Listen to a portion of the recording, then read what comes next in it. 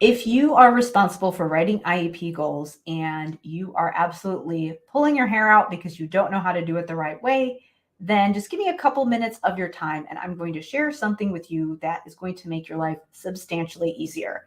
My name is Karen Dudek-Brannan and I help pediatric therapists be better leaders so that they can make a bigger impact with their services. So, if you are a speech pathologist, a social worker, a psychologist, or other service provider, you may be responsible for managing an IEP team. You may be responsible for writing or providing guidance when writing IEP goals.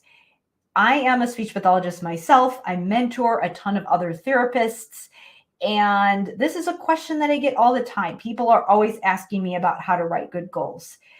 And while I think that this is definitely something that we need to learn how to do, regardless of what discipline you're in, I think that it is not the most important question that we can be asking. And here's why. Lately, I have seen a lot of goals written that are so long because they have all of these accommodations and supports written into the goal. So it's, will do, this behavior given, and then people list out all of these prompts that the child needs in order to do said behavior. Now, does it make sense to write prompts into a goal some of the time? Possibly, depending on what you're working on. But the thing is that people are writing goals in this way for the wrong reason. So first of all, there is another place in service plans and IEPs where you could write the accommodations that a child needs. You don't necessarily always have to write them into the goal itself.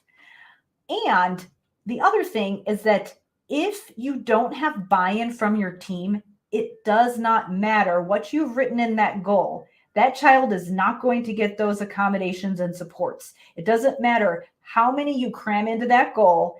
They are not going to do it. What's probably going to happen is that you're going to hand out your goals at the IEP team meeting, and then people are going to shove the goals and those goal statements into some file cabinet and not look at it. And the child is not going to get what they need in the classroom or wherever they're going because you don't have buy-in. And it's probably because maybe those teachers or those people working with that child don't have the information and support themselves to be able to implement what they actually need to do. So if you are a service provider on a team, you shouldn't be focusing and obsessing about how those goal statements are written.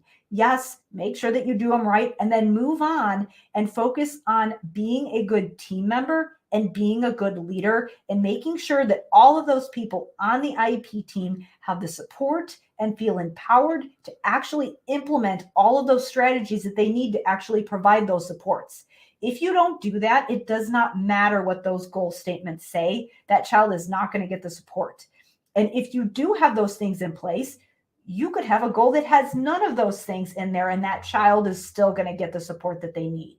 So stop focusing on writing goals, get it done, and move on to the more important things like being a good leader and being a good team member.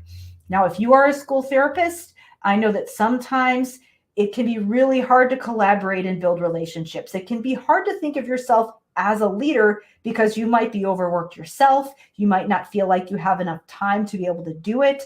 And you might not feel like you have the influence because you think, I'm not a supervisor. I'm not an administrator. I'm not a leader. I'm just a therapist. Well, I'm here to tell you that you can actually lead and make an impact on how things are done in your facility and change the behaviors of others so that you can make a bigger impact with the services that you do when you have the right system.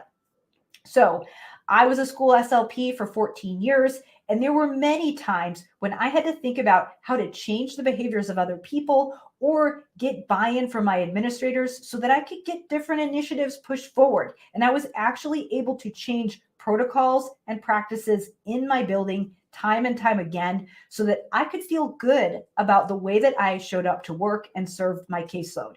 And the greatest part about that is that it actually made the things that I was doing in my therapy sessions way more effective when I had support from the team and people were coming to me and seeing me as a trusted resource. So I'm here to tell you that it is possible when you have the right system. I'm actually walking through how this process works in a free online training for school clinicians. So to sign up for that free training, all you need to do is go to drkarendudek-brannan.com/asset stack, and I'll show you how to do it. So if you are a speech pathologist, social worker, school psychologist, counselor, or other service provider serving K-12 kids, and you want to emerge as a leader so that you can make a bigger impact with your work, and so that you can end that feeling of career frustration and burnout when you can't make the difference that you want, then I invite you to sign up for this free training. Just go to drkarendudek-brannan.com/assets.